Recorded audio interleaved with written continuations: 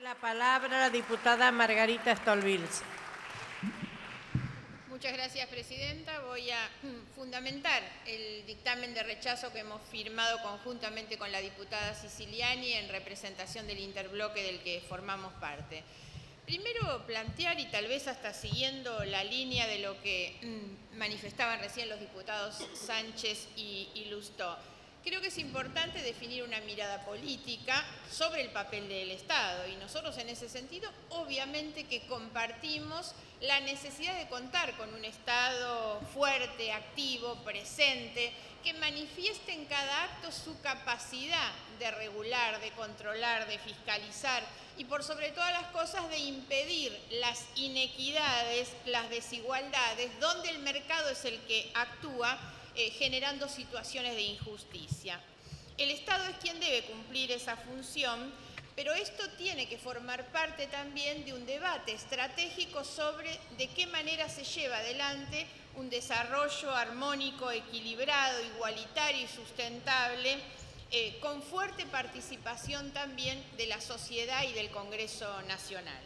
Sin embargo, y pese a todo lo que se ha venido declamando en estas horas acerca de que esta norma serviría para fortalecer el papel del Estado, nada de eso es lo que surge del proyecto que envía el Poder Ejecutivo. La ley, en caso de ser sancionada, solamente sirve para nosotros como una herramienta para tratar de condicionar al próximo gobierno, cualquiera sea el signo político de este gobierno. Me llamó particularmente la atención la defensa que hace el miembro informante, el diputado Feletti, cuando él habla de que venimos a reparar. Cierto es que se han acordado de reparar 12 años tarde, digamos, y tal vez no estaría malo pensando que están reparando el daño que ellos mismos han hecho hace bastante tiempo atrás.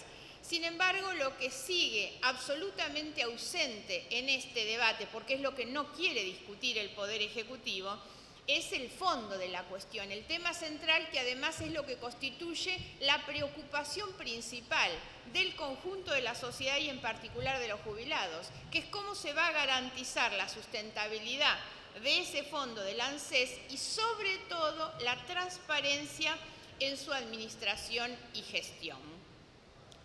Tanto el ministro Kicillof en estos días, en su presentación en el Senado y en diputados, como los distintos miembros informantes del proyecto, sostuvieron que el proyecto busca centralmente tres objetivos: darle protección a las tenencias accionarias que integran la cartera de inversiones del Fondo de Garantía y Sustentabilidad del ANSES o las que posea en forma minoritaria el Estado Nacional o el Ministerio de Economía en empresas privadas. Segundo, garantizar la sustentabilidad de ese fondo. Y tercero, promover el rol del Estado en la coordinación de gestión de los directores que representan al Estado en las empresas. Todo eso, para quienes lo han planteado, se lograría creando un organismo específico para ocuparse de la temática, dándole incluso intervención al Congreso Nacional, esto en esta apariencia de democratización de las decisiones. Ahora, cuando uno lee atentamente el proyecto y nos remitimos exclusivamente ya no a las intenciones que se proclaman o a las que nosotros podíamos entender y solamente vamos a la letra del proyecto, vemos que las normas que están proponiendo no se encaminan de ninguna manera a los objetivos que promovieron y que al contrario nos llevarían a tener resultados realmente desaconsejables. Para cumplir los objetivos de los que habla el Poder Ejecutivo, se han elegido dos instrumentos, dos herramientas a través de este proyecto. Uno es el requisito de los 2/3 de los miembros totales de cada una de las cámaras para la enajenación o cualquier acto de disposición respecto de las mencionadas acciones societarias. La segunda herramienta es la creación de una Agencia Nacional de Participaciones Estatales en las Empresas. Voy a analizar un poquito estas dos herramientas. También siguiendo la línea de lo que han planteado algunos otros miembros informantes, el requisito de los 2/3 que establece el proyecto para los actos de disposición de las acciones. La verdad es que estamos en presencia naturalmente de una ley común y esta norma exige para su sanción, su reforma, una mayoría simple de voto, naturalmente. Solamente la Constitución Nacional, como se ha planteado, es la que puede establecer una mayoría calificada para la reforma de una ley. Por lo tanto, si de algo podríamos calificar esta iniciativa, es de una absoluta inutilidad jurídica. De ninguna manera esto sirve para la finalidad que se están planteando. Esto es obvio y se evidencia solo con preguntarse ¿cuántos votos se necesitan para derogar o reformar esta misma ley si llega a ser sancionada? ¿Cuál es la respuesta? Solamente con una mayoría simple. Entonces, si con simple mayoría se modifica el artículo que requiere los 2/3 de los votos, o se lo deroga o se deroga la ley en su conjunto, la declamada protección a través de los 2/3 no existe. Es una norma absolutamente inútil desde el punto de vista jurídico. Lo más grave es que esto también es inconstitucional.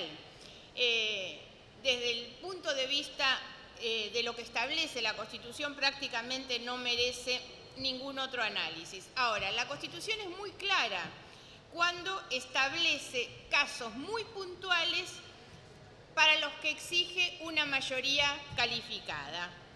De lo contrario, ¿qué es lo que ocurriría? Cualquier gobierno se sentiría tentado de establecer una ley cerrojo que impidiera que se reformara o se derogara cualquier ley que resulta de su interés.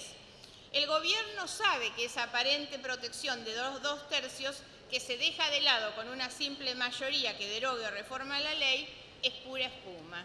Y no tenemos ninguna duda que se trata simplemente de una norma para acompañar una vez más esta composición y este adorno del relato que viene caracterizando al gobierno durante todos estos años, poniendo los grandes títulos con las lindas intenciones y escondiendo por debajo los grandes negocios.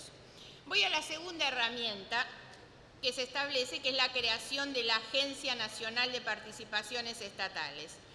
Esta agencia, sobre todo por la composición y la temporalidad en la designación de sus integrantes, provoca un desajuste absoluto en el sistema de representación política y que, a mi juicio, esto es lo que hace de esta norma su inconstitucionalidad. El sistema representativo se basa en la soberanía popular y al votar el pueblo es la que define cómo se van a establecer esas representaciones dentro de lo que son las instituciones. El proyecto establece en su artículo 6 que la agencia estará integrada por el director ejecutivo del ANSES, el ministro de Economía, un director designado por el PEN y 2 directores designados por la comisión bicameral que se crea en el artículo 18. Establece además que los directores serán designados dentro de los próximos 30 días, si esto se sancionara y se promulgara inmediatamente, y que el designado por el Poder Ejecutivo y los 2 designados por la bicameral van a durar 4 años en sus funciones. De eso, ¿qué es lo que se desprende? Que el representante del Ejecutivo lo piensan designar ahora, este gobierno, y por lo tanto pretenden darle un mandato claramente inconstitucional por el sistema de representación que vaya mucho más allá del próximo gobierno o del nuevo presidente que será elegido en las próximas elecciones. Los que designe la comisión bicameral van a reflejar la actual composición de este Congreso y no la que surja de las próximas elecciones. No es posible pensar en ninguna otra intención si miramos el apuro, una vez más, con que el Poder Ejecutivo y el oficialismo intentan sacar un proyecto. A los cachetazos y a las patadas, una vez más, un dictamen aprobado en el día de ayer en la comisión que es traído al recinto hoy. Se hace la convocatoria a esta sesión especial antes de que el proyecto tenga dictamen. Se cita a la comisión antes de que la media sanción del Senado haya ingresado a este Congreso. No hay posibilidad de encontrar otra intención que no sea el apuro de sanción, promulgación y designación de manera inmediata para aprovecharse justamente de las mayorías circunstanciales que les van a caer dentro de pocos días. Insisto, cualquiera sea el resultado de la elección. Según la Constitución, el Poder Ejecutivo es unipersonal y si alguien debe cubrir un cargo en representación del Poder Ejecutivo, está claro que quien designe la presidenta dejará de representar al Poder Ejecutivo el 10 de diciembre. pretender extender por 4 años esa delegación, esa representación, afecta claramente de manera inconstitucional el sistema de representación democrática. No puede durar 4 años el que sea nombrado dentro de 30 días. Voy a ir ahora a un punto que también fue abordado por algunos colegas, que es la supuesta protección del fondo de garantía. Las inversiones en las empresas privadas que tiene el fondo representan el 11.6 de ese fondo, que está formado además, según el informe del ANSES de junio de este año 2015, por depósitos a plazo fijo el 1.6%, proyectos productivos de infraestructura el 12.4%, títulos y obligaciones negociables el 65.7%, acciones el 11.6% y otras disponibilidades el 8.7%. Está claro que si el proyecto tuviera efectivamente y honestamente como objetivo preservar la sustentabilidad del fondo, dando participación al Congreso para evitar que se disponga de sus activos, le daría participación para decidir sobre todo el fondo y no sobre el 11%. ¿Por qué sobre el restante 88.4% nada se dice? Y ese ámbito queda absolutamente reservado para la disponibilidad del Poder Ejecutivo, que además no lo ha hecho de manera bien. Ya se hizo anteriormente la crítica, ha estado mal manejado, ha estado manejado sin transparencia. Sin embargo, de eso nada absolutamente se dice, ni siquiera se abre ninguna posibilidad de discutir. Si el objetivo fuera proteger y preservar el fondo, serían muy distintos también los informes de la Auditoría General de la Nación a los que quiero hacer alguna referencia. Porque ha sido el propio presidente de la auditoría, el doctor Leandro Despuy, quien en la reunión de la Comisión de Economía Nacional e Inversión del Senado, el 8 de septiembre pasado, habló de la falta de certezas e información confiable para poder auditar correctamente la gestión del Fondo de Garantía y Sustentabilidad del ANSES. A título de ejemplo menciona que solo el 40% de los juicios de los jubilados están previsionados como corresponde.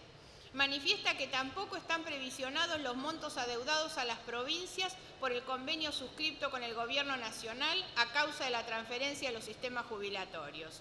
Y finalmente señala también el presidente de la auditoría que ANSES no ha dado a conocer un estudio actuarial ninguno que permita prever la evolución del sistema, la proyección de ingresos y gastos. Señala que conocer esto permitiría tomar, si fuera necesario, acciones correctivas para su sustentabilidad, pero que la falta de esa información genera incertidumbre sobre el correcto funcionamiento del sistema. También el presidente de la auditoría mencionó que en la gestión financiera del Fondo de Garantía y Sustentabilidad hay una sobreexposición de activos estatales y en pesos, lo cual pone al fondo en un lugar de gran dependencia de la capacidad financiera del Tesoro Nacional, que no está exenta de dificultades presupuestarias o vaivenes económicos. El problema es que de todo esto nada se habla en el proyecto. Ninguna de estas cuestiones ha sido traída, ni siquiera al debate, a la deliberación de este Congreso. Lo hemos visto en los días de ayer y antes de ayer, al apuro en la Comisión de Presupuesto, sin que exista en esos ámbitos la más mínima posibilidad de debate. Me refiero a debate no solamente del proyecto, sino de las cuestiones de fondo de las que estamos informando. La cuarta cuestión a la que me quiero referir es la engañosa alusión que hay a una supuesta privatización. Acá se dice y se vuelve a plantear el factor del miedo, ojo con lo que puede pasar a futuro, como si ni siquiera ellos tuvieran la posibilidad de ganar y dudan entre los propios. Por las dudas que alguno tenga el ánimo privatizador, vamos a llevar adelante esto. Esto también es una mentira, esto también forma parte del relato.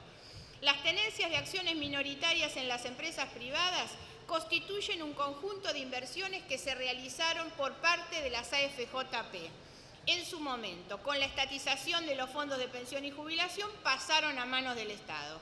Allí hay tenencias, como se ha dicho, de acciones del Banco Macro, de Consultatio, que es una empresa de desarrollo inmobiliario con intereses en lugares como Nordelta, por ejemplo, Banco Patagonia, Banco Francés. No son, pese a lo que erróneamente ha dicho el ministro y varios de los informantes, del dominio público del Estado, son del dominio privado del Estado. Han leído mal el nuevo Código Civil, se equivocaron de artículo.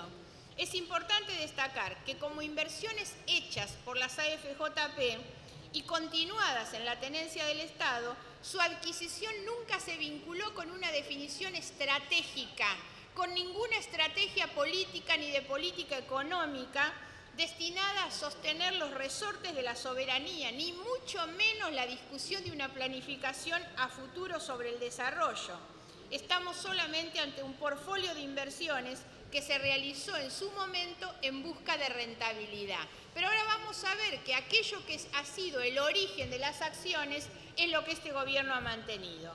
Se equivoca absolutamente el ministro cuando habla de que este proyecto busca evitar la enajenación para no volver a las vergonzosas privatizaciones de los 90. Yo no salía de mi asombro, aunque ya a esta altura no me debería asombrar, escuchando al ministro esta semana en la comisión.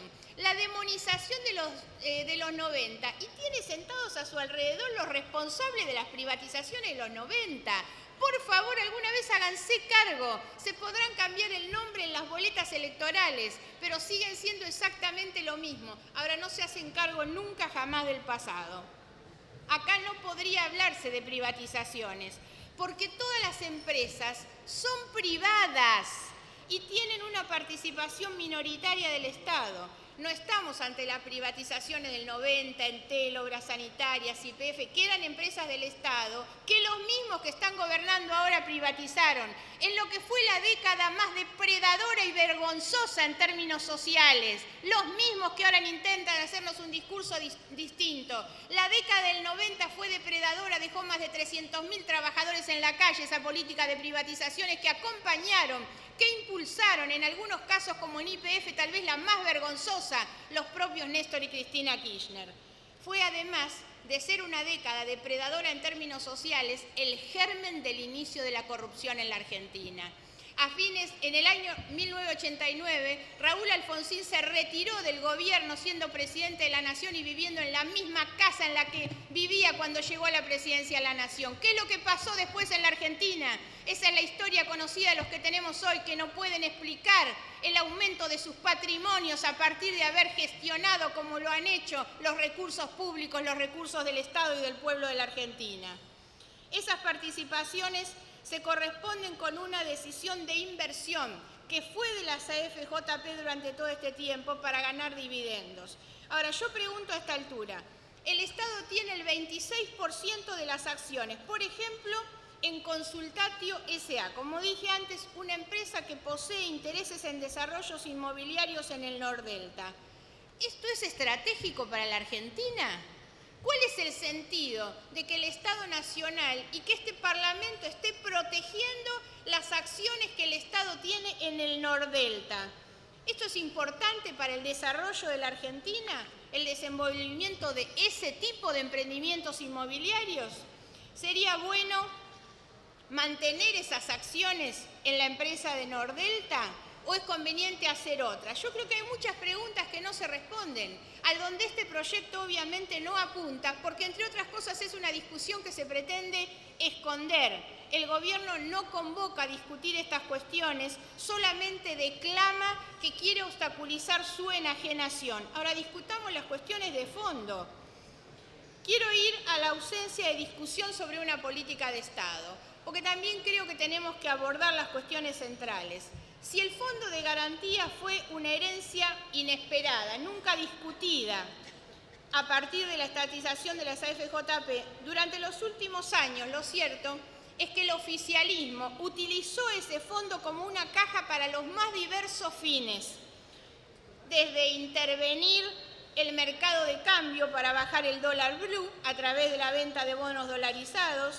Financiaron la carrera empresarial de Moreno. ¿Se acuerdan ustedes de la aventura de Moreno cuando decidió administrar la papelera Quilmes y terminó siendo un fracaso brutal con la plata del ANSES y de los jubilados? Bueno, para eso ha servido este fondo durante todo este tiempo. Lo importante sería poder discutir y encontrar ámbitos donde lograr consenso sobre qué es lo que queremos hacer de la Argentina. Queremos un fondo con activos extranjeros, con bonos de gobiernos extranjeros, por ejemplo, con los que tenemos déficit comercial como China o Estados Unidos.